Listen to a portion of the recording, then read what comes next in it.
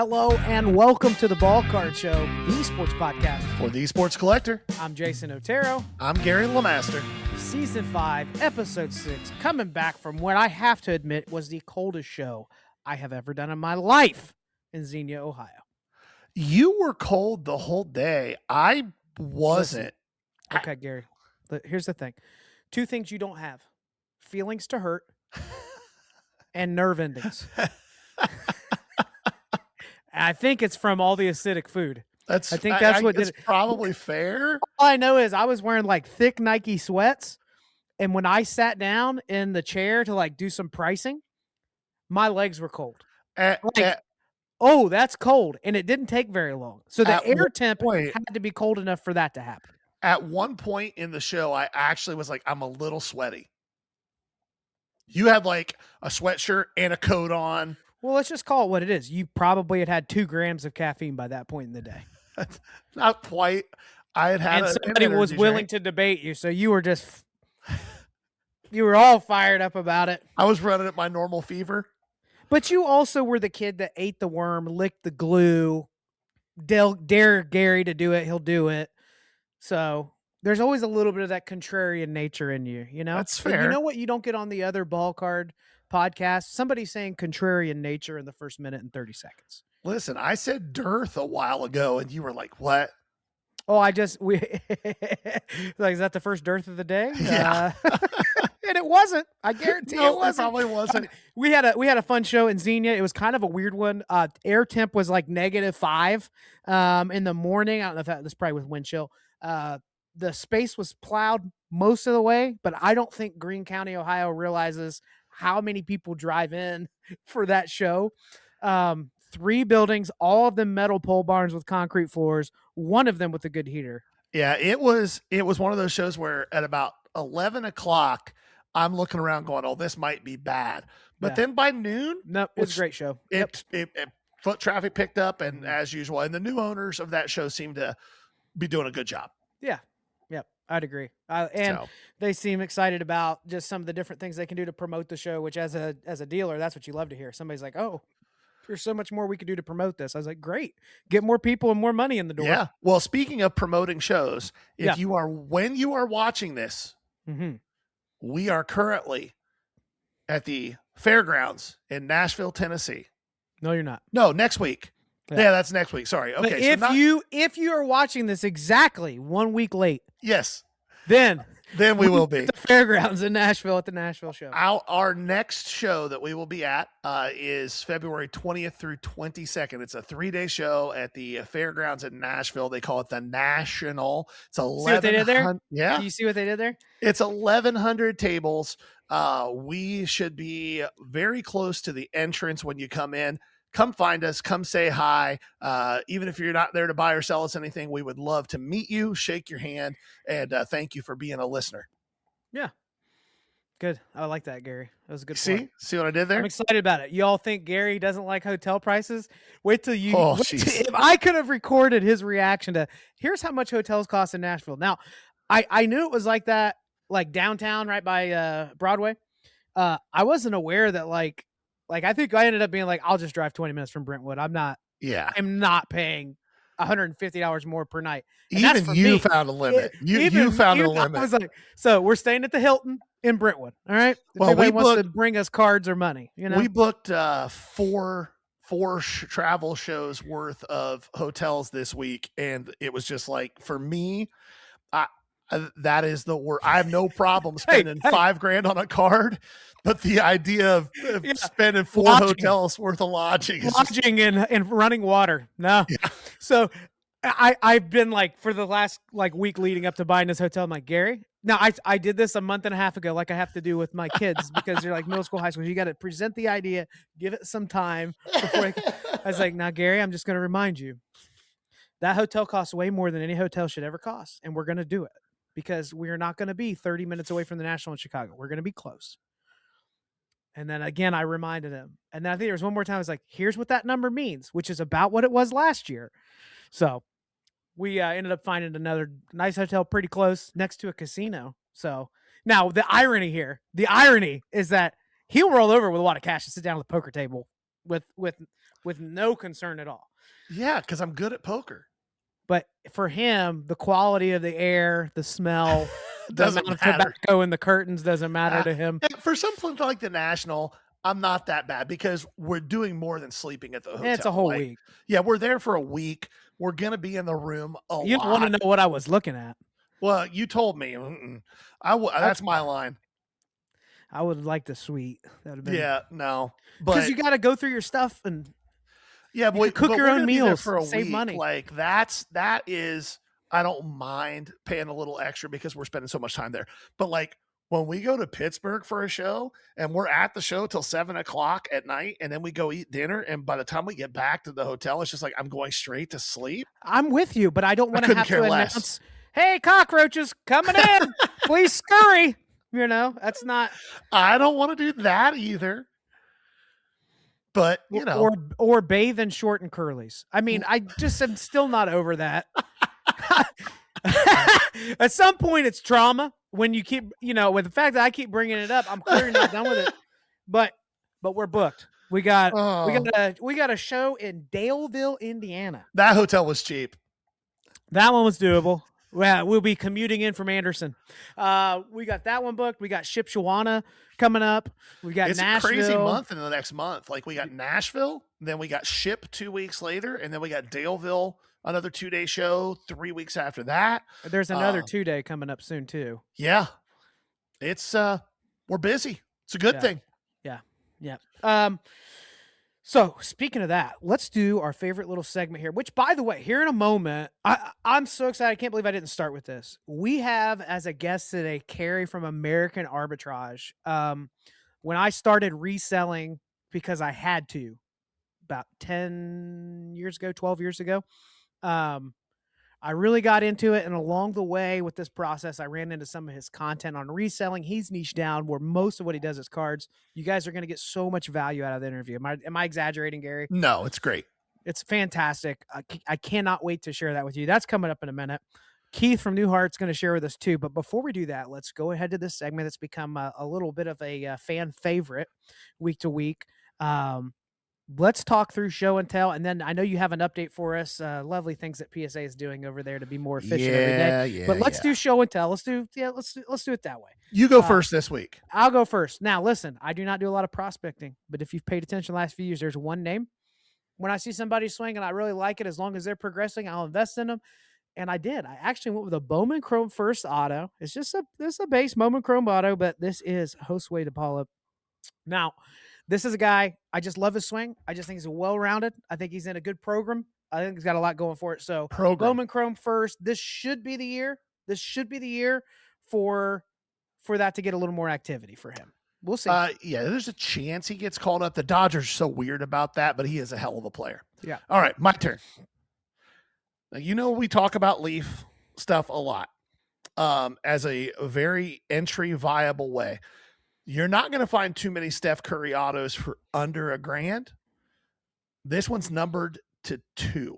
It's the red ice. It's his really nice auto. He's got a version of his auto that's kind of not so great. It's just kind of the swoopy C with the Y. This is the full thing. The auto's really clean. Had to pick it up.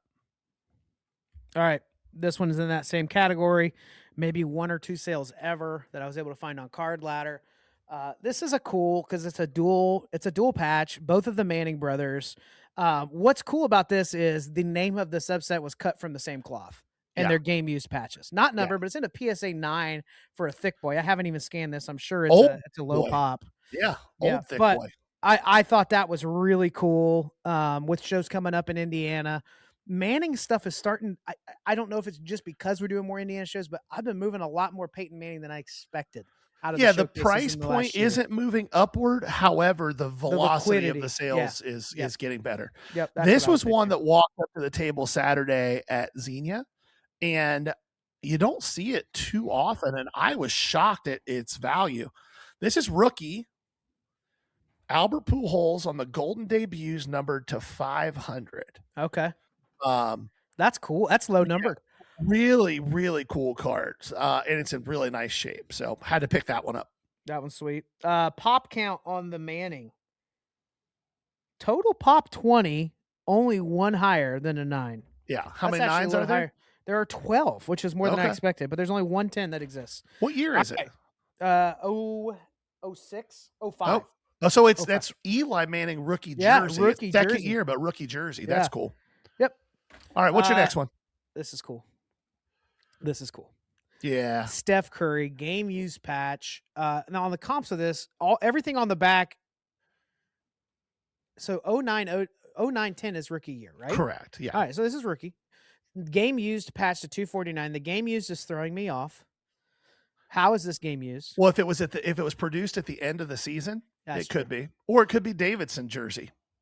It's pretty orange. I don't know. Anyway, Yeah. but it's numbered to 249 game use, Steph. Another one you don't see a whole lot. It's in a PSA 8. I don't care. I don't care. A 10 would be nice. 8, I don't care. That's the right kind of stuff. All right, you're up. This is my favorite thing. 2020 Transcendent on card Big Papi and Pedro. That is numbered 5 of 5. Pretty nasty. Yeah, that's sweet. One of the videos that dropped, Brandon stuff did where I purchased and paid strong. Don't at me. Strong.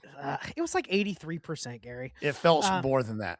It felt like it to you because you would never buy it for that. That's why. Correct. But it worked out exactly like the way I thought it was going to. So I bought a purple refractor Heritage rookie Shohei in a PSA 9. It had a comp that recently popped at 1,500. The one before that was 1,000. The one before that was 800. They were pretty recent sales. So typically that's something where you would shoot for the lower end of that.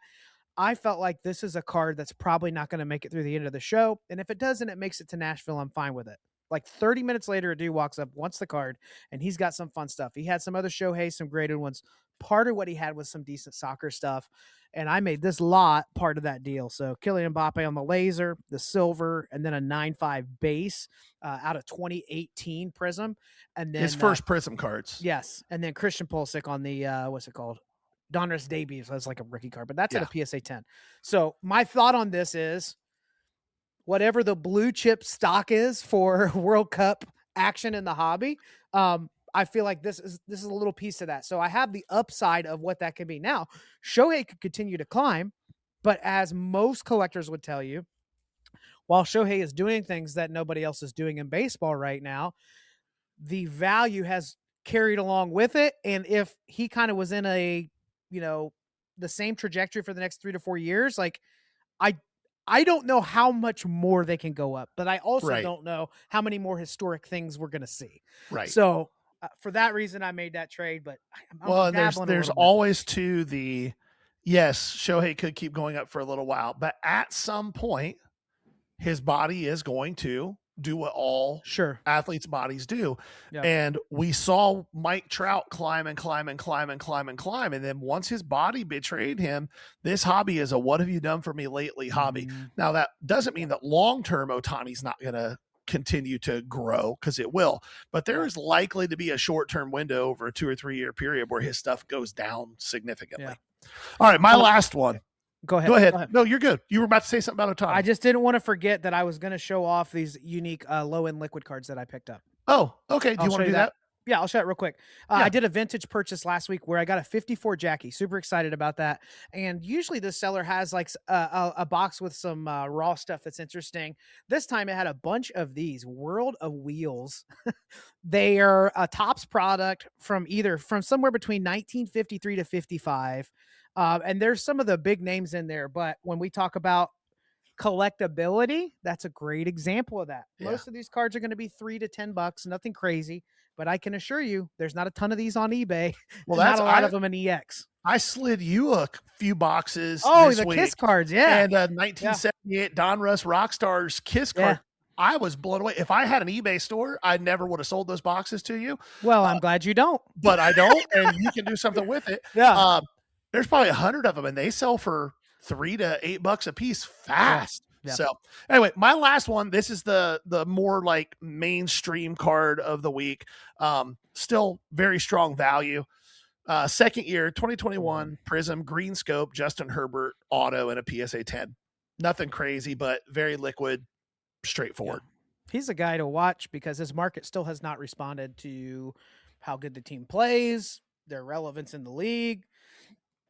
But man, he was expensive out of the gate. I mean, yeah, and he still is. I mean, this is still like a know, $400-ish card. I guess looking at the class, what a lot of them were doing for a while there. I know I had that. What was it last year? I had that of 10 auto of his, and I couldn't move it for a whole summer, and I was under the last 2 comps on it. But that's a pretty one. That scope 10 is nice. Okay, you had that's show and tell, by the way. Yep. That's 2 weeks in a row where I've asked you how many cards, and then I grabbed another one. So I can't get mad at you if you do that to me in the near future. That's all right. I would get grumpy unnecessarily about it. PSA rolled out a new update to everyone. Hopefully you checked your email machine. Gary, more good news from PSA. It's the exact same playbook as the height of COVID. They just pushed out return times, expected service times. Now, here's what I will tell you with the expected service times. They pushed it another week, so it went from 40 business days to 45. In what I'm hearing from most people is that it currently is more like 50 to 60 than it is 40. Business days? Yes. Okay. So that means 45 business days, which is 9 weeks. So 2.5 months is probably closer to 3 to 3.5 months realistically. That's with no additional extensions on delays. Correct. Yeah. They also raised prices, and those prices went up anywhere from 10 to 20%, depending on the service level. They also combined the value bulk stuff. So there's no more TCG and sports value bulk as separate things. It's all together. And the price like, we want more TCG. And then they were like, that's enough. That's enough. Yeah. And then the price got blended. So we went from $22 to $25 on value bulk. We went from $28 to $33 on value. We went from 45 to 50 on value plus, 70 to 75 on value max, and 75 to 80 on regular submissions with drastically extended timelines. If you've been around the hobby for more than a year or two, you've seen this before. They did the exact same thing at the height of COVID. They don't want you sending low-end cards. They want to slow down the volume of submissions. People are losing their minds over this, and it's business 101. There is more demand than we can supply. We're raising our prices so that those things balance out. There's one thing I'm nervous about with this. What's that? You know what it is. I hope Beckett doesn't get a wave of all these base cards. And no, I mean, Beckett's just as long, if not they longer. Were smart. Now, if collectors was smart about this, they would have said, hey, this is coming. We're behind. We're way behind. What kind of promo could we put in with Beckett and SGC?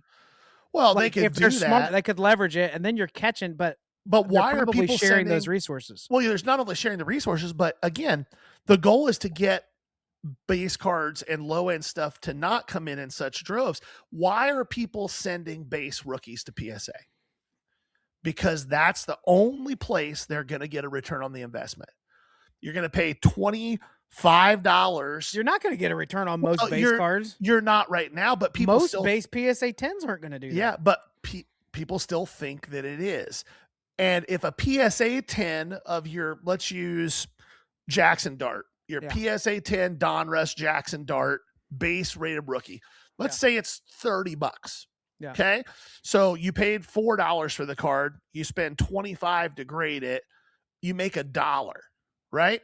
But if you send that same card to Beckett or to SGC, you just lost $10 because it's only worth. Not if you're one of the grumpy old dudes that sets up and he says it's a 10. Well, you lost all your money then because you're never selling it.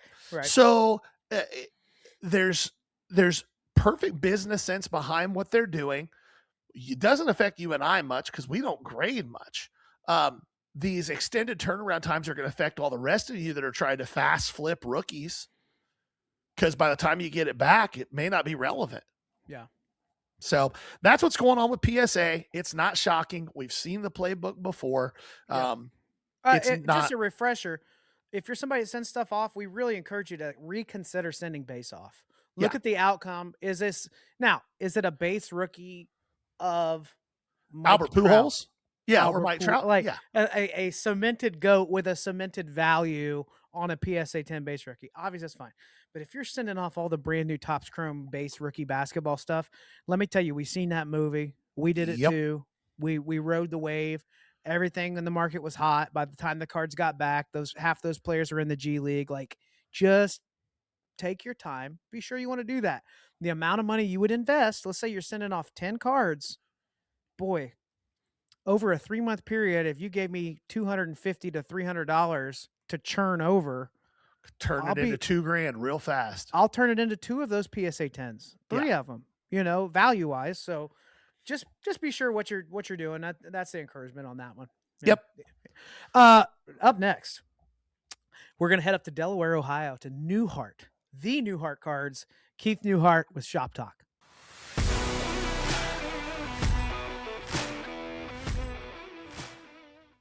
Hi, this is Keith at Neuhart Cards, and this is Shop Talk. Just wanted to talk to you briefly today about what makes a shop great, what makes you get into your car and drive specifically to a location. So we're just going to talk about a few different things. First of all is going to be wax. I think most of us know that Topps/Fanatics has halted the allocation to new shops of their unopened product. Don't know how long that's going to last, but it makes the current existing LCS maybe that much more important, especially if you like to rip wax. A good supply of not only hobby but of retail product as well, because people have all kinds of different price points. Next up is supplies, something you really don't think about.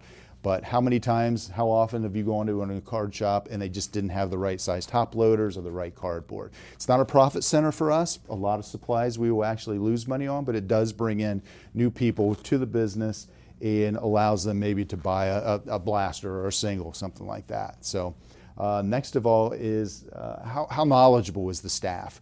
If you come in, do you need help? Do you need help trying to figure out, maybe for a gift, what single you want to buy, or what product? Is Drake May signing in this product? If I hit a receiver from Missouri, how good is he? You want to have somebody on staff who knows the game, who knows sports, and I think that's really important in the current card shop environment.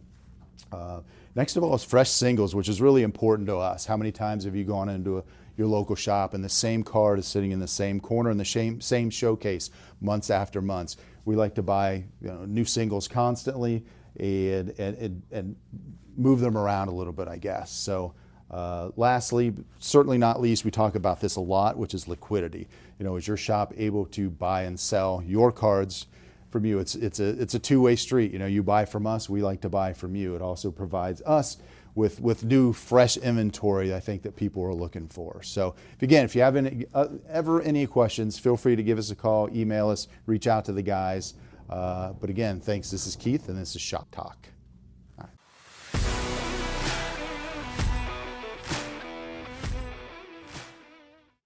Okay, so Gary, I don't know about you, but for me, a couple of the things that I really think people forget is the fact that there should be some level of expertise at the LCS. There are a lot of people that don't even know what they have when they walk in, and so that's a part of that environment that matters there, to know that that's going to happen. And then as stuff gets weird with LCSs and allocations, and now there's these different retail batches they're pushing on people, the shops that have hobby, there's going to be a little bit of demand there, as it's going to get harder and harder to find in a brick and mortar that isn't Dick's Sporting Goods or the GameStop or whatever that is. So I didn't mean to say the GameStop as if I'm old enough to say the Facebook. I did say that, but I wasn't trying the book of face to sound like that. That's my job. I'm the old guy. All right, here in just a moment, as I shared before, Cary with American Arbitrage Cards is going to be joining us. Really excited for you. Get a pen and pad out. So many nuggets for you to pick up if you're in this space, especially if you do a good amount with that high volume, low end selling. Let's go ahead and kick it over to him. Well, we're super excited to jump into this interview with Cary from American Arbitrage Cards, No Bangers, and the list goes on. Cranking out the content. But I've got to say, before we jump into this intro, really glad to have you with us. And thank you so much for making time for this. Was not expecting a quick response. I remember exactly how it worked. I was like, hey man, love your stuff. Any chance? And he's like, I've heard of you guys. which to us, it's still weird that that's happening since we turned on cameras. But Cary, thank you so much for being here and a part of the Dude, show. I'm excited to be here. I love the podcast. Like I said, I've listened and watched a lot of episodes, probably most of them. So keep them coming. All right. Awesome. Well, I'll probably skip this one. I might skip. Oh, come on. We'll be tagging you in all the clips, so I'm sure you'll see them popping up left and right. When I came across your content, I was for a long time I was a pastor full time at a church, and we had those early 2000 student loans from Bible college, and I was in a space where you don't get paid a lot, and all of a sudden there was some financial pressure. And I remember I was like, I got to figure something out, and I've heard of people flipping, blah, blah. So I went down the wormhole of finding reselling content, and I stumbled onto yours, and I've honestly just kind of followed your story. And I think there's something that resonates with people when they're able to enjoy and appreciate that treasure hunt, that flip, finding something cool and then making yourself obsess about learning it. Enough ranting from me and the longest intro ever. What got you in? When did you know that you wanted to resell, that you wanted to flip, that you wanted to how did this get started? What was the genesis for you? I think I always was into it, but I didn't realize it as a kid, if that makes sense. Like my parents, we would do like our yearly yard sale and stuff. And then I would ask my dad, particularly, could I do another one? Can I just sell my toys? So he'd let me sell my toys, and I'd probably sell 75 cents worth. I was selling them at a quarter, way too cheap. Should have kept a lot of those toys, honestly, and sold them now. But I'd sell them. Then my dad would give me like $5 on top of it, so I could go to usually the card shop back then. Mm-hmm. So we'd go to the card shop. So I was always kind of like hustling. I remember I grew up in California, and I wasn't allowed to leave my cul-de-sac. I was very guarded, I guess, as a kid by my parents. So I had my best friend was 2 or 3 years older. I had this Angels autograph ball. I sent him to the card shop. I'm like, go. I didn't even offer him any money. I don't know how I convinced him. I'm like, just go get me some money for this. And he did it and came back and told me it was fake, which, broke my heart at the time. But I always had that in me. I went to college for a while. That's part of my story. I went and I got 3 degrees. And I was going to go. I didn't really know what I was doing. I loved college. So I just stayed for an extra degree and just kept going. And I was going to go back. I was taking like a year off, and I was thinking about what I wanted to do, which was probably going to go back to more school, get my master's. Wanted to be a professor of like history is what I wanted to do. And in that time, this is a true story. I know, I'll be honest with you guys. I was working just a college job that was goofy and fun. It was at In-N-Out. I just liked it because there was no responsibilities, and I got fired from it at 27 because I was late, because I'm late to everything. So I got fired, and it was the funniest firing, because I got fired, and then the main guy got a hold of me days later. He's like, "Don't worry about it. It's not for you, but we love you." Everybody liked me, but it was just like, yeah, maybe don't do this. so I'm like, okay, what am I going to do? I'm going to go back to school here soon. My mom found a sealed Pokemon game that she had given my little sister in the 90s. A Game Boy game. And she's like, why don't you try putting this on eBay? I had put together some lots of cards in the mid 2000s for fun and made a little profit, but it was just something for fun, an excuse to go buy cards basically. And it sold really well. And I'm like, oh my gosh. And then I got really into it. I went all in. Within a year, I had my own shop. Within a year and a half, I had an auction house where I did live auctions, because I'm not really shy in front of people or anything. Mm-hmm. So I did that. And that's kind of how my whole life changed. That's how I met my wife. That's how I ended up having, for most of the 2010s, my own antique and collectibles auction house shop in Utah, northern Utah. And the whole time cards was a part of it, on eBay, in the auctions. It was one of my favorite things to go hunt for. And then, I was thinking about doing, this is a long story, I'm sorry. I was thinking about doing content for a while. I actually started doing content in 2012, I think. Okay. On YouTube, on a channel called, it doesn't exist. I wish it did. I would love to just do a video where I just made fun of it, but it was called Mr. The Dude Is Here. I don't know what that name means. And I did haul videos for my auction that I found, and I quit. I don't know why. And then 7 years, I'm like, I got to do it. I got to do it again. But I just kept pushing it off, and I finally did it. American Arbitrage started in November 2019. First video was how to sell sports cards on my main channel. And that was always the most popular stuff on that channel. But I just wanted to be taken more seriously as a picker. Yeah. And then my picking TikTok took off. Almost got to 1 million followers on TikTok during that boom. So I really went all in on that. And that kind of changed my life. That's how I ended up here. I met a lot of my friends. I ended up, doing the podcast, moved out here closer to my friends out on the East Coast. And this is what I do now. Are you everything selling still? Yeah, I sell everything. I'm kind of more niche down. I mean, cards is 95% of what I do. Talk to me about that. Talk to me about some of the differences, if you don't mind. Between like regular reselling and card reselling? Yeah. I would say the biggest differences between the two is the margins. Like a lot of people, and I still being, all those years and still in reselling, I don't understand the idea of I'll pay 95%, I'll pay 90%, I'll pay 100%. It just doesn't make any sense to me. I'm used to finding hidden treasures at a garage sale, for example, and I could tell you countless stories of me finding something for $1 that was worth 50 or $2 that was worth 100. And I realized early on, you could do the same thing in sports cards. You're in the bargain boxes. There's stuff, the more educated you are about niches, especially, it might not always be fast selling stuff, but you can find good cards undervalued without having to even worry about percentages, just going through the bargain boxes. So that's the main thing, is the margin. Like I can go out to a yard sale and buy something for $1 and sell it for 50, or buy out a whole collection of something for 300 and make 1,500. The margins are much better. And consistently I could do that. That's just with a little bit of knowledge about what stuff people undervalue and nobody actually worth. Nobody like loses their mind and tells you that you're screwing people over either. Oh, they do. Oh, they hate resellers. Well, but there's some people lose their mind. Yes. In our world, like one of the things, and not as much Jason, he doesn't pound the pulpit as hard as I do, but I pound the pulpit hard that you can't run a business on 5 and 10% margins. It's absolutely impossible. When we were kind of talking to you before we even started the interview, you brought up the example, and we see it all the time. People pay $900 for something to turn around and sell it for $915. Like that doesn't make any sense to me. Like there's not a world where I'm going to put $900 at risk to make 1.5%. Well, give me $900. I'm bringing out 5 rows. Yes. I don't understand the logic of that. Yeah. And that's the times that they make money.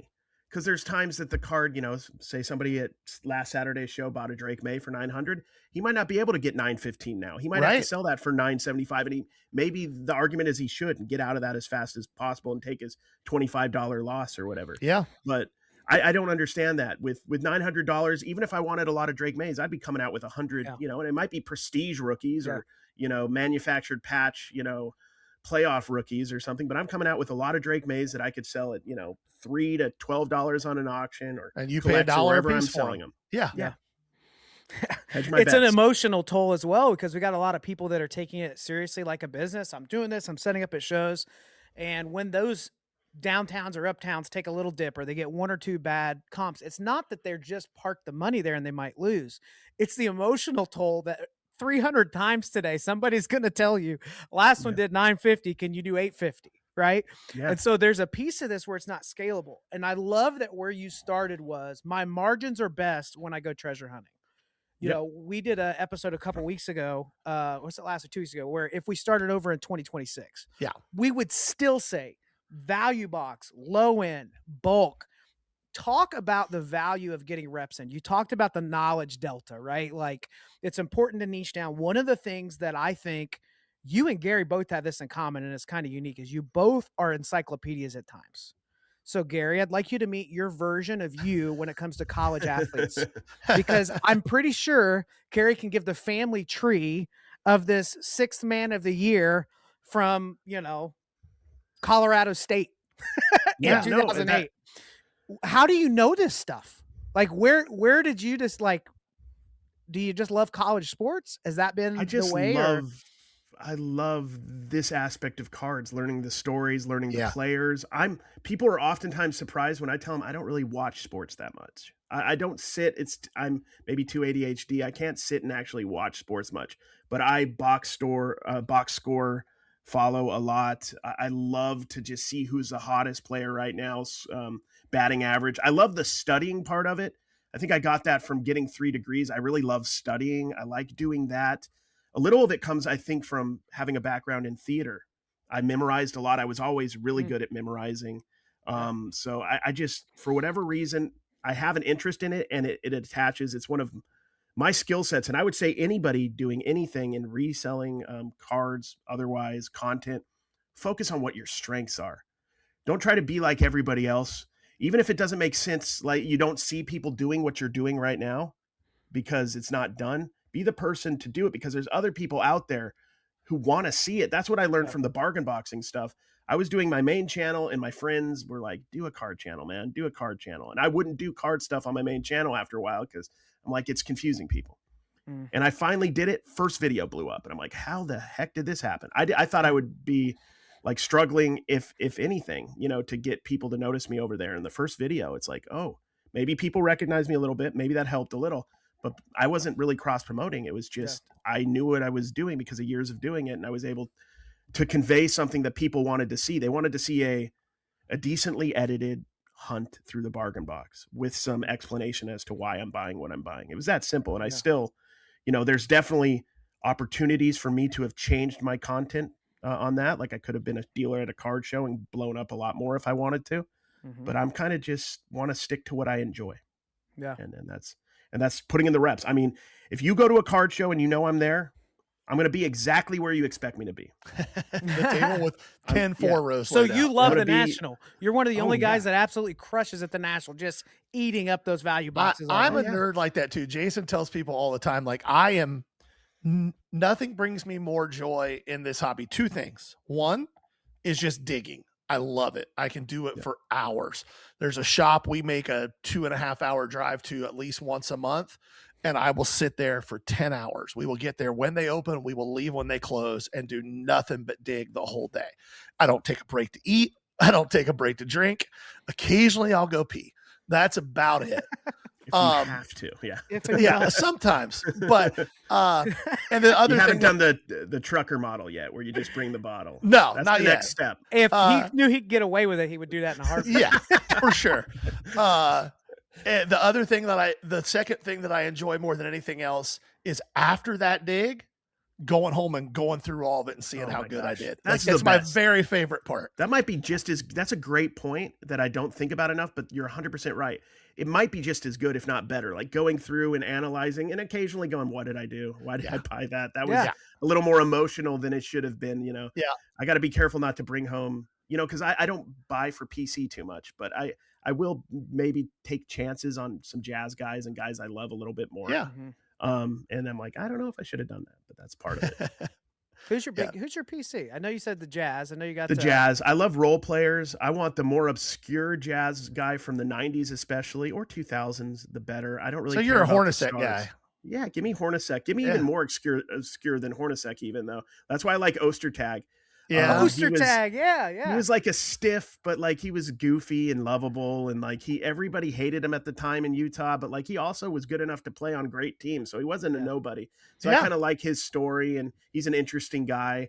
But you can get me like all the backup, Jock Vaughn, you know, Howard Isley, John Crotty because he had a funny name. Like just give me that kind of Adam Keefe, those random dudes. Anybody who went to the University of Utah, because that's where I went to school. So all the Utah guys. Yeah. But outside of that, I like late 90s basketball in particular. So give me Jerry Stackhouse. Yeah. Anybody, gosh, you can give me Tony Massenberg. Just give me late 90s basketball, and I love it. And then a little bit of football. And I don't know, like I like busts too. I like guys who didn't pan out as well. I have. You got a big Greg Oden collection? Yeah, I got Greg Oden's. I was looking the other day on my PC. I got a bunch of Tim Couch from a era that I was just buying everything Tim Couch, for example. Just like give me the guys who were supposed to be great. Give me a Michael Olowokandi auto. Yeah, stuff like that. Well, how convenient to be a Browns fan and have such a list of quarterbacks to collect. Yeah, no, I mean, like here's the thing. Like it's weird. I grew up in Southern California my first 10 years, but I wasn't a football fan until I was in my teens. So we were already in Utah. I had no team in Utah for football. I kind of like the Chargers. I've been a free agent most of my life. Okay. I've kind of rooted for the Browns. I went to the Cleveland National. That's why I have this hat. And once I find a hat that's been sitting around in this place, I'll just wear it for like a month and then I'll forget about it. So I do like the Browns, top 3 or 4 teams, but I'm really into the Jags now that I have a team locally. Okay. And you know, I was actually going to games last year when they sucked. I didn't even go this year. So I don't know if they get good, if I'll still love them. I mean, I was excited this year. I would have loved to have seen them go to the Super Bowl, but I'm trying to get into having a football team, but it's hard kind of being a free agent my whole life. So I bet. Yeah, I bet. I was trying to see like, all right, you said you were a teen and that's when you went Browns at first. I was like, oh no, that doesn't make sense. That makes a little. Well, I've just always liked the underdogs. I mean, everybody does to some extent. And their story is really interesting, and just how much they've struggled. And it's going to be really, they're probably never going to make it because the management and everything's so terrible. But if they ever did make it, it would be really cool. If you want to just zoom in a little further south in the state, South Beach welcomes you with open arms. No, Miami, baby. Oh, Miami. I'm a Dolphins fan. So you're a Dolphins fan? Yeah, if you like people underperforming, then I mean, I think we still owe Tua $100 million. So no, I mean, I'm not against the Dolphins. Like in Tampa Bay, for whatever reason, I don't really care that much about. The Jags are like, I can go to a game in an hour and a half, so that's actually really they're close. going to do a new stadium, right? They are ready to start. Yeah, that's cool. They're going to be playing in Orlando for a year too in 2027, which is pretty close. I'm right in the middle of Orlando and Jacksonville, so it doesn't make a difference to me. So. Is Orlando? You live in Florida, yes. So I try to find people who live there to validate my opinion of Orlando. Is Orlando not just all the worst parts of Florida thrown into a blender? It's like all the heat, all the bugs, none of the ocean, none of the breeze, all of the people, none of the snow, none of the. Like, it's all the worst parts of Florida just thrown in a blender. I'm not a native of Florida, and I know a lot of people who grew up here have a lot of issues with Florida. To me, when I think of Orlando, and I know it's got Disney and it's got Universal, and I got my passes, and I'm trying to nerd out and go. It is a very generic city to me. I don't know. I've been all over the US, and it's just like you could throw me in I don't know. It just seems like it could be any city in America. There's not much to it that I've found out yet in the 2 years I've lived here. It is hot and humid, and it doesn't have like all the things. Like I'm pretty near the beach now, like a half hour away from the beach. That's nice. But I can see what you're saying. I never really thought of it that way. I just always think of Orlando as like, I can't quite figure out this city. Even though it has some stuff that's very popular touristy, it's just very generic to me. Generic big city. It's not like a New York City or certain cities in Las Vegas has a very specific vibe, which I didn't really vibe with because I'm not a gambler. But still, it had a very specific vibe. And Orlando, I can't figure out, but I go there a lot because the one thing about moving here to Florida is the card scene is amazing. Tell us about it. Absolutely. Is it just the show scene, shops, all of it? What do you like? Everything. Yeah. We have a lot of good shops, a lot of solid shops.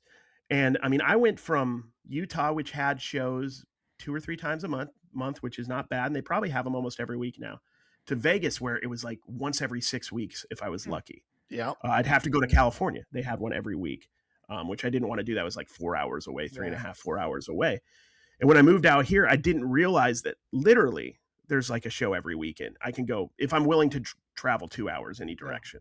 Yeah. So there's a show every single weekend in Jacksonville or Orlando, or, next week is Space Coast again. So that's down in Cape Canaveral, which is like 2 hours. It's a cool little venue too. It is. Yeah. Yeah. I mean, that whole area is really interesting to me. I still want to go check out, the Space Center and everything. Come check out Ohio at some point, because I was there. I was in Bucyrus. There are 4 or 5 shows every single weekend in Ohio. I went to a show. I never released the film. It was near Bucyrus. It might have been in Bucyrus in the summer. And I'm going to be in Ohio again because I'm probably going to go. I usually do a highway sale right after the National in Ohio. And my dad's from Springfield originally, so. Well, we love Ohio, we expect just a message. We'll meet up and grab a beer or something. Hell yeah, man! Let's do it. I'll drink a soda. I never really got into. That's fine. Growing up in Utah, I never got into alcohol. You had to sneak your Coca-Cola in there. Exactly. Let's talk. Okay, so what I would love to do, I think for our listeners, is there's going to be tremendous value in your experience selling things, digging for them, looking for them. And when you talked about, there are 2 things you said. One thing you said, if the player has a story. The other thing you said is you were able to go through that box and just be like, am I getting this undervalue? And I think that the only way that you learn these things is with experience and reps and showing that interest, right? It's because you've bought the collection and comped out 5,000 cards to find the 500 that are worth selling, right? That's the process. But I think there are principles from your reselling journey that if more card people maybe took in or listened or applied some ideas here that translate from reselling, it would be really helpful. What do you think maybe some card sellers, you already mentioned margin being one of them, or how they're buying. Can you think of some reselling principles that maybe in the card space are ignored that would be a little more helpful to them? I mean, this is one that's talked about a little bit, but I don't think enough, and it's bundling up, especially in making lots when you're in a bargain box. Because you got to remember, for most dealers, this is the excess. This is the stuff they're happy to get rid of in general, unless that's their whole table, which some people are smaller and they're more attached and they're looking up everything. That's never a good sign. So, but a lot of dealers are going to have their showcases. They may have boxes for sale, and they're going to have their bargain boxes. And if they have good bargain boxes, that should pay for their table, the bargain boxes. So that makes it a little less stressful for them.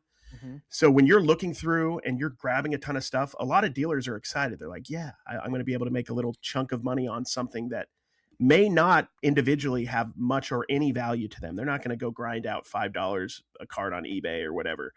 So bundle up, make a deal, make a stack. If it's $1 a card, realistically, there should be no reason, if you're making a stack, you should ever pay $1 a card once you have, ask for deals. I'm not the best negotiator in the world, but I will negotiate when I feel like something isn't fair. So people know this about me too. If I hand them a stack of dollar cards, say I hand them 100 and they're like $75, $80, I'll be like, okay, fine.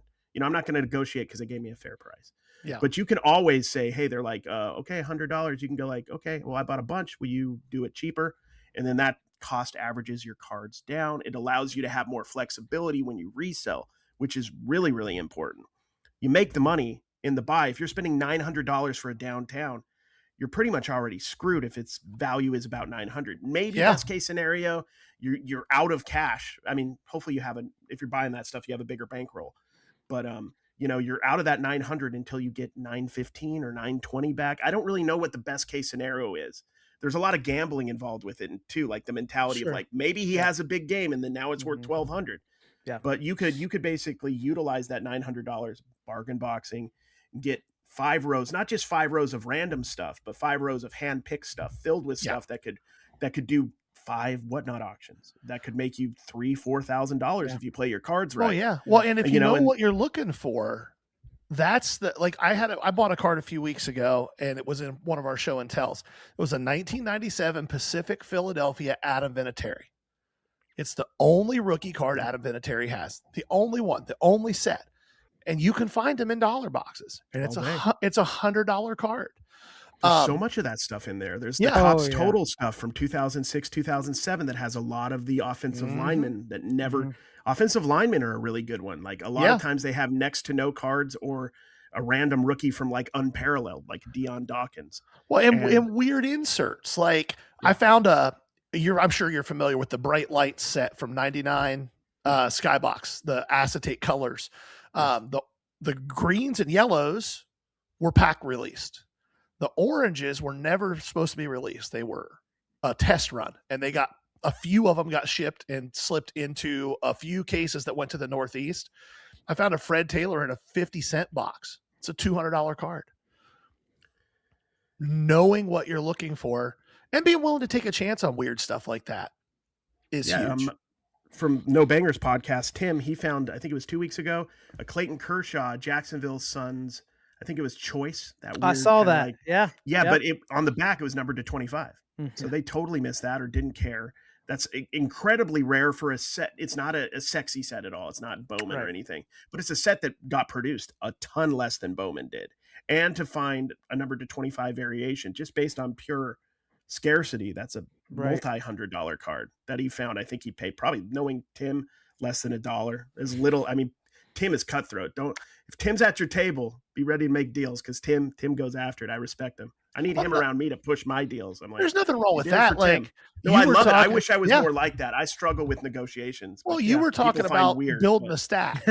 I will never forget when Jason decided not just the eBay side of things, which he had been doing for a while, but he was going to go. He saw me doing shows every single week. He would do maybe 1 a month, maybe 2. And then he, for like 6 or 8 months, didn't do hardly any. And he was like, okay, I'm doing this. So I said, okay, let's go and let's buy. And it was his first time with an actual bankroll, really going to a show and going, okay, I'm here to buy, to resell. And we went to a table and the guy had a Bowman box, and it was all Price is Smart, but it was more value type stuff.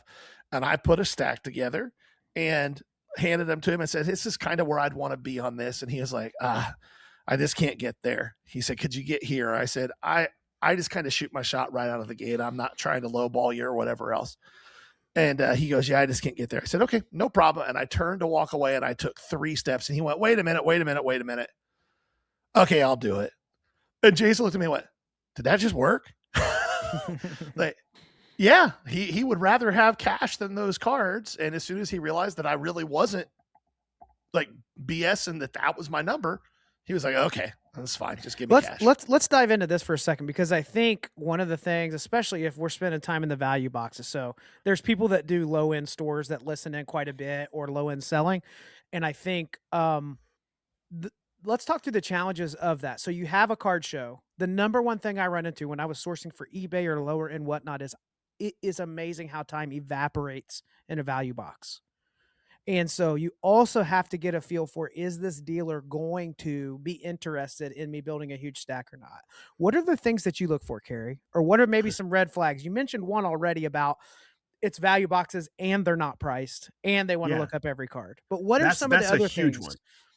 Yeah, that's a huge one. Well, maybe I'm assuming everybody. Let's play that out. Why does that become a problem over It's time? because typically a deal is found with the stuff that people care the least about as a dealer. That's where you can find the deals. Sometimes it could even be more valuable stuff because maybe they're just opening boxes and they don't really care about much of anything if it's not downtown or a kaboom. So you can get $25 cards for $10 or whatever. Sure. But in general, the deals are found with the cards that the dealers care the least about. And if you're a low-end card table at a card show, you're more attached to your cards, understandably so. That's how you're going to make your money. So I would still argue you need to price your stuff. You give me $1 box, everything's $1. Put a sticker so if they get mixed up, the green is $1. Give me a 5, a 10, a 15, go up to 25, 30 is my ideal. I'll go look in a $30 box if I know everything's 30. One of my least favorite things is not knowing what the prices are going to be. Because it definitely is a deterrent for a buyer wanting to put a stack together if they have no idea where your head is with your stuff. Yeah. So pricing, pricing your stuff as a dealer is huge, even if it's nebulous a little bit. Like, it's a not general price, but like, I don't know. With the bigger cards, don't price them, but like price your lower end stuff is what I'm trying to say. So if they don't price it, that's an issue. I'll throw one out. It's not always like this, but one of the things where I get, this is more like a yellow flag or like just a caution. When I'm building a stack and I've only put like 5 cards down and they start thumbing through to see what I have in the stack. Oh, that's big. There's an emotional attachment is what that tells me. Yes. Now I could be wrong, but most of the time there's some level of emotional attachment. What do you have in there? They're mentally deciding, they're already doing math. They don't even know how the deal feels. And I think you and I are pretty similar in this, Cary. We let our personalities carry and we're pretty transparent with people. And so I may land at the same percentage as Gary on something, but I do it very differently than he does. So if I feel that vibe where they're starting to look through my stuff and I haven't even handed a stack over, because it's not natural for me to be like, here's my number, right? Yeah. It's not, Gary's very direct like that. It makes sense, but that's one for me. Gary, can you think of one? Something where you're like, oh, this deal is probably not gonna. Yeah, well, I'll give you an example on both sides of the table. When I start looking at a box and nothing is priced, I'll say, hey, how are these priced? And if their answer is anything around the lines of, well, I don't know, just build a stack and we'll look them up, or well, I'm just gonna have to check. I'm out. I'm not even going to waste my time. They're always going to take care of you too. Yeah. But the flip side of this, for those of you who are set up as dealers and somebody like Cary walks up to your table and is looking through a value box, one of the things I'm 100% sure you don't do on the regular, Cary, and if I'm wrong here, tell me, but I'm guessing you don't, because you wouldn't have success if you do. If you're digging through a value box at my table, and I don't put a value box out too often anymore. I used to quite a bit. But now we do whatnot, and that's where most of that stuff ends up at. But when I had a value box on the table and everything in there was $10 or less for the most part, if I see people comping the $1 and $2 cards, we're not getting a deal done. I'm out. and I'm guaranteed that when I go look through people's value boxes, I'm not comping stuff into value boxes. I know roughly what stuff is worth. If I lose $1 paying $2 for a card that's only worth $1, I'm going to make it up because I paid $2 for a $6 card. Like, yeah, when you're Yep. living in the low end, trying to squeeze every penny out of every card as a dealer or as a buyer in that manner can turn off either side of the table. 100%. I think that Yeah. the way you approach it is such a big deal. I was up at Neuhart Cards that we do a lot of business with, and he had a lot of a 4-row and 2-3 rows of like all Bowman Chrome and Topps Chrome stuff, a bunch of refractors and numbered stuff, no monster cards in there, but it was a deal I didn't even have to ask for because so many deals I think have happened where there's a level of comfort and trust that we have each other's best interests in mind here enough to where that's going to be a big deal. I think, do you find yourself building relationships with these dealers then? Like, do you feel like there's a handful of regulars, they know what I want, it's a simple thing, it's super efficient? Like, how long 100%. did it take for that to happen? Maybe like 6 months of me being here in Florida. I mean, I had a lot of relationships in Vegas when I was there, and then I moved here. And for the most part, people knew who I was or got to know who I was pretty quickly because, I'm filming or they'd seen my stuff before. But yeah, the relationships thing is huge because I'll go to a table and they already know what I'm looking for. So oftentimes they'll have that, or they know the prices that I want the stuff at. There's, every dealer's a little bit different, but yeah, I basically, like my last video I did that came out yesterday was just 2 of my regular guys I buy from. I already have kind of like a set price I pay for certain stuff. And then I put a stack together. They tell me what that total is and I pay it. It's that simple because we've done deals so much. I'm still picking out what cards I want. So I'm happy with the cards and we know the price range and we go from there. So relationships are huge. And I think it's really important when you're out there to just have a good time and talk to people and be friendly. Don't just talk to dealers because you want to build a relationship and make money off them. Just get to know people, be cool, have a good time. If deals come, great. If not, you may not shop at that table as much long-term. If you're not getting good enough deals, that's fine. But I think ultimately go at it with the thought process. If I just want to make friends in this business and then naturally deals will come because everybody wants to make sure everybody is making money amongst their friends. So you establish trust. You establish trust. You establish, like Jason said, that you've got there's nothing better. And there are several people that are like this outside of my very, very tight circle, but a few LCS owners, a few other dealers that I deal with. I will look at the stuff that I want. I will hand it to them, like you said, and say, hey, how much do I owe you? And I know it's going to be a fair number. I know I don't have to look anything up. It's just simple. That's the best feeling that when you reach that level of relationships with people in this business where that level of trust is there and you never have to worry about getting cooked. Yeah. And that's so important with bargain boxing because these people are going to bring the boxes to every one of the shows that I go to. So I know going in that I'm going to be able to find cards that I can flip for a profit. Also that I'm going to be able to make content, which is a big part of my business model as well. So I'm going to have a successful business outing, but thankfully the business I do is something that I've loved since I was 7 and I'm blessed to be able to do it because, I did not go to school to be a card flipper. I went to school to do something more, I don't know if it's more serious because I think I take this pretty seriously, but I was definitely going to do something different. And I'm doing this because I love it. It gives me the reason to go out and basically be 10 forever. Just go look at cards.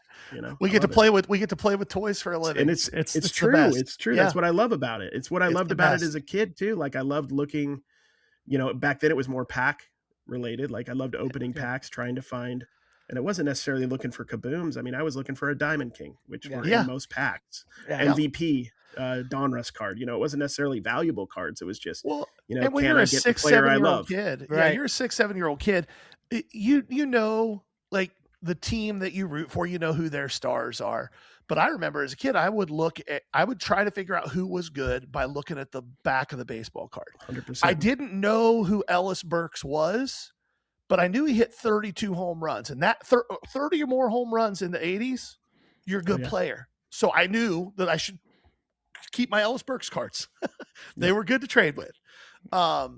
that's how I always think about it. And even now I still find myself, as much as this is what I do, as much as this is where I'm at, especially with Bowman. I think it's why I like Bowman so much. It's why I like minor league scouting and prospecting so much, is I get to relive a little bit of that part of my childhood where I can't watch all these games, but I can look at the stat line. 100%. I can look at the pitching ninja numbers. I can look at the baseball prospectus stuff and get a feel for who these guys are based on metrics and everything else. And it makes me feel like I'm a kid again. I love that too. I love and I'll show you, you were asking earlier about like how I could take reselling principles or how I take reselling principles and apply them into sports cards, and prospecting and baseball cards is a really interesting one. Cause I try my best not to speculate or even prospect so much, because you never know what's going to happen. But what I do, or what I actually do, is I use what I learned to find cards that are already in a bargain box that they don't realize has value right now because they're not paying attention to what's happening in the minor leagues. Right. And then if there is some upside beyond that, awesome. But I always like to try to buy something thinking I can at least make a little profit if I sell it right this second. And then if it sells in 5 months and he goes up, and just does great, wonderful. That's a bonus. But like if you go and look at the top 100 that just came out for the MLB pipeline, you can find a lot of those guys in the 30, 40, 50, 60 range that have a lot of times leaf or wild card autos that are being given away in bargain boxes. Now, they might only be a $9 auto, a $15 auto, something like that. But I live off that kind of stuff. That's that kind of lack of awareness with baseball cards. And that's probably one of my favorite parts about being a bargain boxer, is that edge, that if you actually know what's going on, if you know that Denny Avia, I don't know how to pronounce his name, is averaging like 25.9 points a game right now, is going to be an all-star, and people totally forgot about him. Maybe not so much now, but definitely as of a couple months ago, people totally forgot about that dude. And he was the number 3 pick in bargain boxes. Yeah. Well, Alperin Sengun was the same way. Yeah. Sengun was the same way last year. But yeah, that's having that knowledge base. Like one of the things we talked about a couple weeks ago is, and you said it earlier, lean into what you know. If you know basketball and and you're getting into the cards, just focus on basketball. Yeah. Cause that's 100%. What you know. If you know baseball, if you know soccer, if you know hockey, whatever it is, lean into that. But like to the prospecting side of things, I think one of our most requested episodes, I do it every year, and we start getting questions regularly in our comments in about January. When's the prospecting episode? When's the prospecting episode? Because people want that information. But I tell people all the time, it's a lot like crypto. By the time you hear about a prospect in the general, like, conversation, you got to put the work in. You missed your real opportunity. You might get 10% gain, but you missed the 200%. Yeah. But here's the thing, like that's 100% true with prospecting, but I can't tell you the amount of times that a player is popped off in any sport, and then I go to the bargain box that next week, still there, that next day, and they're still there because people are not going. Most stores are not going back into the bargain boxes, fishing that out. I remember dealers when Ellie don't have popped time off. to do that. Yeah. When Ellie popped off, I went to Legacy, which is the Blez brothers. In Vegas, and I bought like $65 Ellie De La Cruz cards when he hit that cycle or the 4 home runs, whatever he did when he came up. I bought them all because it was timing. And they wouldn't have probably been there in 3 days, but I got there at the right time. And those opportunities are everywhere. If you see anything, if you go to a bargain box, you might be able to find like a Kenneth Walker autograph still in a bargain box this week. After he won Super Bowl MVP, and you might be able to get it for $2, $3, $5, maybe.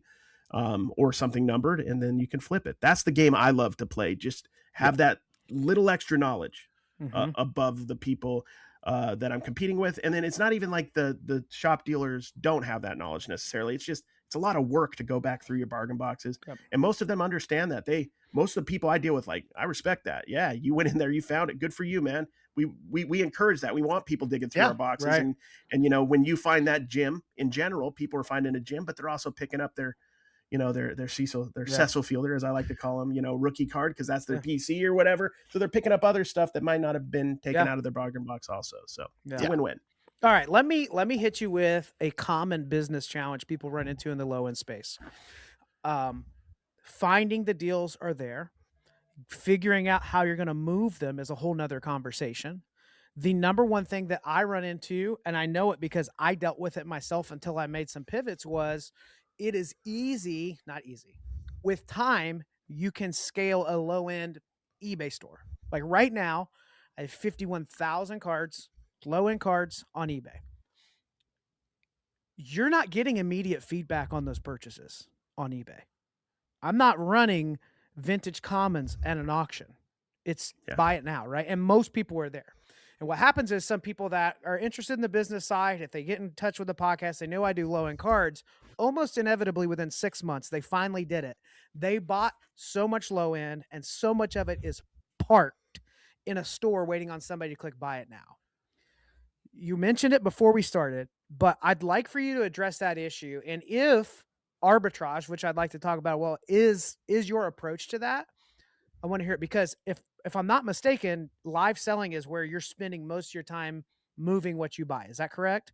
Yeah, I'd say most of the cards that I sell are through live auctions. Yes, most of them. So talk to me about that. Parking the low end. How do we get that unparked? Like, what's your filter of how quickly you need to sell something? Some of those things.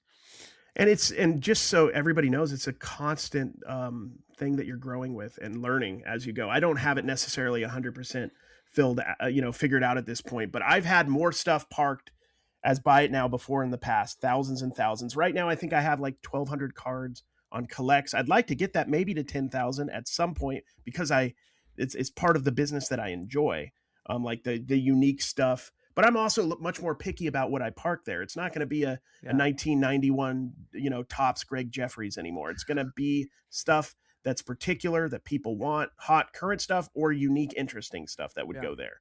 What makes there that doesn't make it to your live selling? That's a good question. Like, so liquid stuff goes to my live selling typically. So like, I'm looking for my lives, the guys that are hot. There was a lot of Seattle Seahawks and Patriots that went in the last couple of weeks. I know I have NASCAR guys, and I'm kind of in the NASCAR capital down here near Daytona. So I get a lot of like Prism NASCAR stuff, interesting stuff. And a lot of stuff, it's because I've curated an audience over time. It's stuff that I like. So, certain 90s inserts. And even then, they don't always pop. Every auction's a little bit different. But my goal is, if I go to this is always my goal every week. If I go to a card show and I spend $300, my goal is to make $300 that Monday. I want to make that back. I'd like to get that cash back in my pocket. And then I may have, some weeks I have more stuff that's going as a buy it now. And then that will sit not typically much longer than a couple months before I decide, especially the better stuff. Some of the random stuff might sit forever, but like some of the better stuff, I'm going to decide, okay, I'm just going to run it, or I'm going to send it to DC Sports, or what I've been doing a lot with is buy it now on Whatnot. So I'll have a back row at my show, and then people will make me offers on certain stuff. It's a constant process of learning, honestly, but my goal is to always get that capital back that next show. And to be completely honest, some of that $300 might be stuff that's left over from the show 3 weeks ago or 4 weeks ago. I'm like, sure, that's going off. That did not work. Or, I want something a little bit that's popping to go into my show, but I don't want to put the stuff I just bought because I want to give that a chance to get full price or get the best outcome. This stuff sat for a little longer. I'm going to run that. And then sometimes that does, it could do better than what you had it posted at. It could bomb, who knows? But yeah, my goal is just to try to make sure I break even from what I spend on the weekend, and then have a bunch of inventory left over that I can disperse over the next couple months. So if somebody has too much parked on their Collex or their eBay or whatever, and they're running into this, how would you encourage them to move out of that? If it's low end, like really obscure stuff, you might just want to box it up and sell it as a box lot, whether that's on Facebook Marketplace or wherever, and move in, take all your stuff down and start over if it's just kind of low, like stuff that really isn't going to work. I personally wouldn't waste much time with any random, junk wax stuff. If it's Frank Thomas or Ken Griffey Jr., maybe load up with that, or Cal Ripken Jr.'s. I'll put base. I very rarely put base on, but if I do put low end stuff, it's going to be the sets that just came out. They're going to be up there just for a short time, and then I may move them as well. Yeah. But, I also encourage people everywhere to start their Instagram, start social media. When I go to a card show, a big part of my business is what I'm going to make on Facebook with pictures, what I'm going to make on my TikTok with videos, what I'm going to make on my video. Not saying that I'm buying the stuff to flip, but also I can make money 3, 4, 5 different other ways while I'm doing what I naturally would do anyway. Mm-hmm. Right. So to be a low end seller, I think it's important to kind of have some diversification, show your process. I will watch to this day anybody who's talking about low end cards, even though I know I would like to get to like the 5 to 200 more consistently range. I will still watch somebody grinding out, $1.30 free shipping eBay sales on YouTube or TikTok to this day, because I'm attracted to that as a reseller. No, come see me every Monday. That's all I get to do all day. That's good. That's awesome, man. That's good. Well, it's something I'm dealing with now. So, a big part of the decision I'm making is trying to decide what's the next best step with this low end stuff. I've scaled the size of eBay into too much shipping time. I can't keep spending that amount of time on it. Whereas, to your point with live selling, I think lives are huge. I mean, I do Whatnot. I also have my own site, Dibdit Cards, which I tell us more about that. Yeah.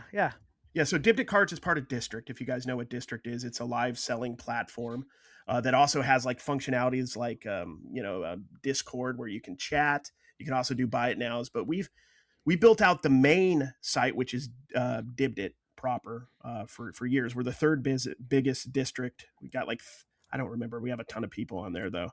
We have auctions going all day, every day. But the cards one is like me and the No Bangers guys. It's our baby, and we've been building that up for the last year and a half or so. Yeah. And it's just fun. It's a place where you can go on and you can sell your cards live. And then, we've kind of built and cultivated at this point, I think around 3,000 members in that right now at the moment. Cool. And it's literally the same type of setup as Whatnot, but one really cool feature of District and Dibdit Cards in particular is you can do shipping at the end of the week. So a lot of people are doing 1, 2, 3, 4, 5 shows, combining shipping and then shipping it all out ComC style at the end of the week, which you can't do on Whatnot. No. So that's like one thing that people utilize a lot on Dibdit Cards. Yeah. So that's cool. That's something that we've created. It's, it's definitely difficult to build, but we've been having fun with it. It's something that we talk about a lot on No Bangers, especially Tim. So to the card person that says, I'm thinking about doing some content, what do you tell them? Do it. 100% best decision I ever made, hands down. Who cares if you didn't? Do it yesterday, but don't feel bad if you didn't do it last year. I started too late, according to everybody in 2019. Everybody was making the same videos. Is it too late to start social media? Turns out it was the perfect time for me. And I started the sports card channel 3 years later, 2022 or 23. I don't even remember at this point. And both of those decisions, hands down, the best business decisions I ever made. So on the content side of things then, and this is something we kind of ask all of our guests who are content focused. When you went into the content side of things, and this is a question, not just for our listeners, for us too. When you went into the content side, did you go in with a defined strategy for growth, or did you just throw stuff against the wall until something stuck? That's a great question. With my original channel, I had some thought on what would work, and it didn't necessarily work, if that makes sense. But I did adapt really quickly to what was working. When I started my American Arbitrage channel, I remember thinking if I could get to 1,500 followers, that would be amazing. And all I'm going to do, and there wasn't many people doing it at the time, it's a different landscape, is I'm going to make YouTube, what sold videos or YouTube thrift store videos in vertical, in the 3-second bites, the 8-second bites, the 15-second bites at that time. And that's all I was doing. I'm like, guys, I'm at the thrift store. Check out this plush right here. It's a Disney Build-A-Bear. I'm picking it up for $1 and it's worth $10. That was my video. Yeah. And I was getting hundreds of thousands of views on those at that time, and built that channel up to, it's over 900. It's under 900K. You were like only publishing full hooks. Yeah. Just basically the hooks. And then then you learn over time that if you want TikTok to pay you, it's got to be a minute. There's all that hubbub too. And it was paying you before that, but not nearly as much. But, I learned that it was all about the hook. It was all about visuals and movements, and it still is. Mm-hmm. Like it's you have to hook somebody on a short form video very quickly, and I think movement and the visual is very important, but it's changed over time. I think authenticity, it has really started to become a really big thing, and it's hard to package that in a way that is authentically yourself and also watchable. Like where people don't want to click away. You can't just be boring. So I've struggled. There's a reason why I do a lot of POV stuff. I'm more comfortable with that. Like I'm the avatar for you at a card show. Yeah. Like my latest thumbnail is me holding a stack of cards with the guy looking weird at me. I want people when they see that to go, oh yeah, I go to cards. They don't really think of me. They think of the situation. Yeah. I struggle with being like the Jeff Wilson in front of the camera. Hey guys, with the face. That's not really my style. I don't know if it ever will be. And maybe that's for the good. I just have to lean into what my strengths are. Well, that's we're behaving didn't so bring well right now. Yeah. Well, we didn't start video until Well, February of you, last year. Yeah, no, well, that was us. Like, we didn't start video until February of 2025. Now, we've been doing the pod. This is our 6th year. Oh, wow. I didn't realize that. Yeah. Nobody did. Yeah, we didn't start. Realize they'll go back to the backlog and listen, hopefully. Yeah, we didn't start video until this year. And the one thing for us that's been more of a challenge, I think, is our main content is long form. So how do we've got to find turn that into something that drives growth? Because it's hard to get a 30-second clip with a hook that pulls people in and holds them enough to drive them to the long form content. It's hard. Really, short form and long form, for the most part, don't work really well at driving people to the other form, if that makes any sense. Never really has. I always think of those as two different universes. And then when it's on YouTube, though, you're going to see the subs grow from both. And a lot of growth, especially like on my main American Arbitrage channel, has come from short form subs, even though, and that's just part of it. It helps with the vanity metric of subs quite a bit, but they don't always necessarily cross over. But really, I don't even know if it matters, because there's going to be people who religiously watch your short form clips of this and never really get into watch your long form, but they enjoy and will watch and it's, some of the highlights from your show. So they're still getting the basic message, and, you're going to still be able to make business deals off that in the future if you want, or, contacts and meet people through that. So it still does generally what you want it to do, but that's always the thing. Like I started my other podcast, Trash to Cash, like in 2021. And I realized really quickly when we started, I wanted to be a serious reselling podcast, but I realized we weren't serious, So I learned really quickly to lean into who I was. And now it's just that for that podcast, for me, it's just me, doing stand-up is my goal. Like, I just want to be able to roast my co-host for 90 minutes every week. You're Jason. You're Jason. Yeah, I love that, though. I love the idea that we literally created the show around our personalities, and we do throw in actual stuff that's helpful, I hope. But like, I love the idea that the show that we became was the show that we wanted to watch, which was just like a fun, goofy, a little bit sarcastic take on the reselling world. And that's ended up being what I like about your guys' show is it feels, let's see if I can put it. It doesn't really feel necessarily serious, but it feels like you guys know what you're talking about.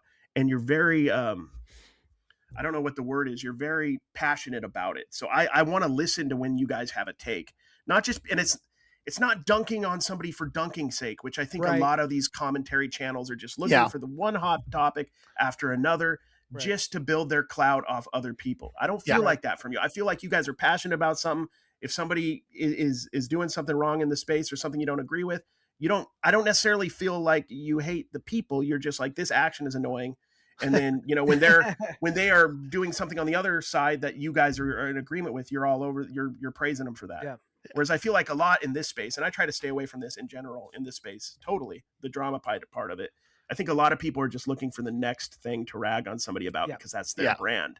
Yeah. And what happens is there's a lot of good stuff that comes from that. They expose a lot of bad stuff, but they also throw a lot of people under the bus that don't need to be thrown under the bus because they need content this week. And they make it personal. And a lot of times they want to do something else they're more passionate about or that's more collector driven, but it's hard to argue with the 10 times amount of views they get when they do something dramatic. Well, I think that's the challenge for us. Like we've said from day one, the goal of this podcast has always been and will always be to provide value to people who want to either do this for a living or at least enough to fund the hobby for themselves. Yeah. But that doesn't lead often to clickbaity stuff. It doesn't lead often to that splashy craziness. We don't get personal with things unless somebody deserves it to be personal. But that's really rare. We will, like you said, we'll call out bad actions. We'll call out bad behaviors. But like the one video we had that went off more than anything else was me saying, Jason's son has the whole video memorized. It's pretty funny. Say, well, Backyard Breaks got sued last week. Like that one clip from last year outperformed anything else we did, which drives us nuts. Yeah, let me jump in here though. That video happened, and that was basically the beginning of like, okay, your content is getting out there. Like it was becoming clear that the organic reach, we were getting the type of comments were thought provoking and not just emojis. You know what I mean? Like when people are engaging. Exactly. Something was happening. And Gary and I remember we were having a meeting like this, and I just brought it up. I said, hey, listen, we can keep doing what we did there, and we can probably get a ton of views. But I don't want to do a podcast just to be that. Yeah.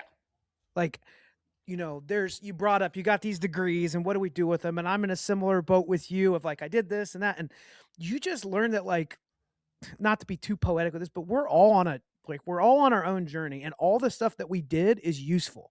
Your theater background makes sense to you. Before I stopped working in that space, I was an associate pastor at a church that was aspiring to be a mega church. And there were so many things that were like righteous gemstone that I hated, right? Like obviously not quite like the show, but that I know what you mean. Close.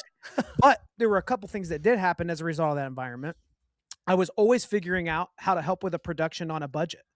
I was meeting people and having 10 seconds to make some type of lasting impression that we believe people were going through some stuff and looking for something that week when they walk through the doors. And it's like every bit of those soft skills and that experience is going to carry over. So when Gary and I talked about it, it's like, I'm not pastoring a church, but I still want to help people.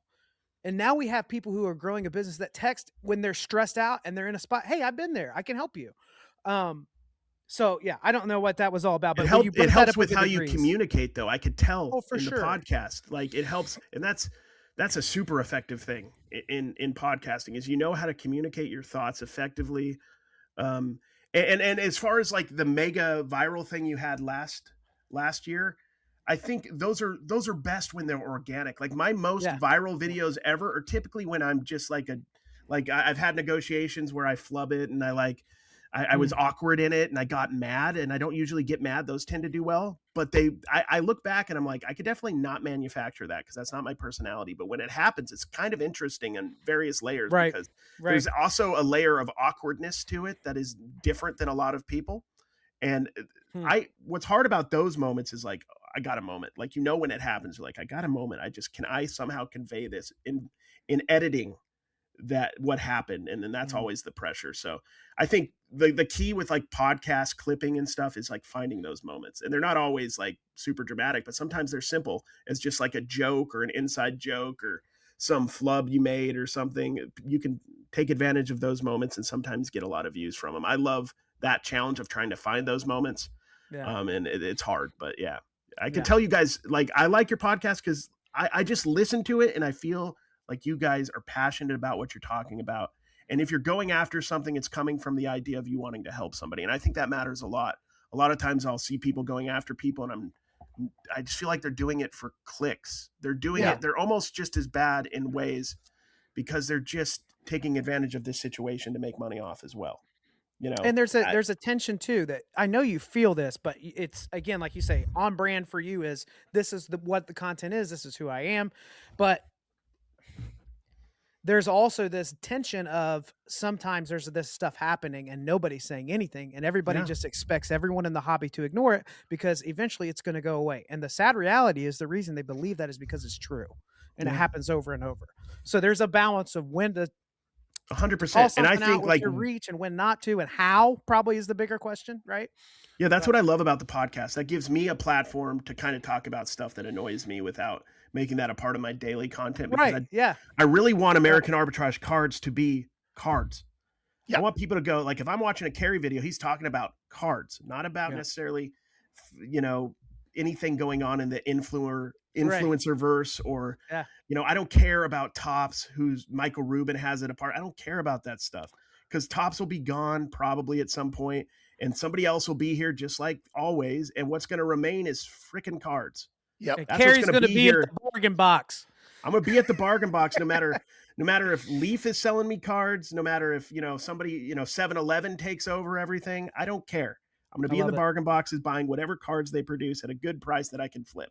I don't care who Don't does. sleep on Leaf. Leaf makes some pretty nice I like cards. Leaf stuff. Yeah, I like Leaf stuff. Yeah. I like good values, and I can find a lot of good values in Leaf. Wild card even. Onyx. Give me any obscure thing that what's there's some new ones. Pulse. Yeah. I'll take them all. Yeah. Yeah. And some of those do really well on the live selling too, because they're the first auto to market, or they're a little, or they're, it's an accessible price point. All right. 100%. Cary, I can't tell you how appreciative we are that you took so much time with us. I think you add value to our audience with your perspective. And I think there was a simplicity of like, hey guys, don't overcomplicate this. Here's what you're looking for. Do a little bit of basic math and put the work in on it. If people want to follow your story, if they haven't already, what are some ways? I know you got a lot of different outlets, couple podcasts, couple channels. Pump it all up. I want to hear it. All right. If you're interested in the card stuff, I'm American Arbitrage Cards, pretty much wherever content is made, Facebook, YouTube, Instagram, TikTok. I have a sports card podcast with my buddies, Tim, Over the Years Sports, and Rod Picking and Punching Cards, No Banger Sports Cards. And the whole premise of that is we're bargain boxers, and Rod's doing whatever the heck Rod's doing, spending too much money. But we're bargain boxers, and we talk about that culture. And I also have my main channel, I call it, which is more reseller and picker focused, like American Picker style. And I'm doing daily YouTube videos on that channel right now, like life of a reseller, what my thoughts are. So that's something that's a little different. And I have all the short form content for that. And I have the Trash to Cash podcast, which has been around for about 4 or 5 years now. Yeah. Where we just it's reseller culture and smack talk, basically. I love it. One question we always ask before we wrap up: somebody walks up to you tomorrow and it says, what piece of advice can you give me if I want to start doing this? Let's make it more general for you. Maybe it's cards, maybe it's reselling in general. What's one thing, a couple things that you'd say, hey, these are the most important things as you get started? It gives you the best chance to be successful. Yeah. The best chance to be successful is to get out to a local card show or card shop if you're interested in sports cards this week and start digging. Start looking up stuff. Just get started. There's so many people with that analysis paralysis stuff. And the sooner you get started, the sooner you can have success in whatever you decide to do. Every single good decision in my life pretty much has come from action. Just starting, not really even having a game plan, business plan necessarily at that moment, but just getting started. So if you guys want to start doing, card flipping, go out to a card show or a card shop and buy a couple cards. And if you're unsure if you bought the right card or not, don't worry about it. Just buy it. You'll figure stuff out. That's the best teacher. And if you're interested in content, like seriously, film yourself today, post a video, start your page, hit me up on Instagram, tell me you started. I'll follow you. I'll be your first comment, your first like. So get out there and do it. Thanks, awesome. Cary. Appreciate it so much. Thanks again, Cary, for joining us. I hope that you guys got as much out of that as we do. We are really enjoying bringing guests on and being able to bring somebody like Cary on who has a wealth of experience, not just in the card world, but in reselling in general. There were I was taking notes 2 or 3 times. There were 6 or 7 things that he said that struck me that I want to try to implement into the way that I do things. So hopefully you guys found the same level of value in that as we did. Make sure if you don't follow American Arbitrage Cards, make sure you go do that. It's really great content and he does a really good job at what he does and you're going to learn a lot from it. Is that fair? Yeah. And I'll be sure to list as well the other podcasts and channels because he's got all kinds of content that he's putting out.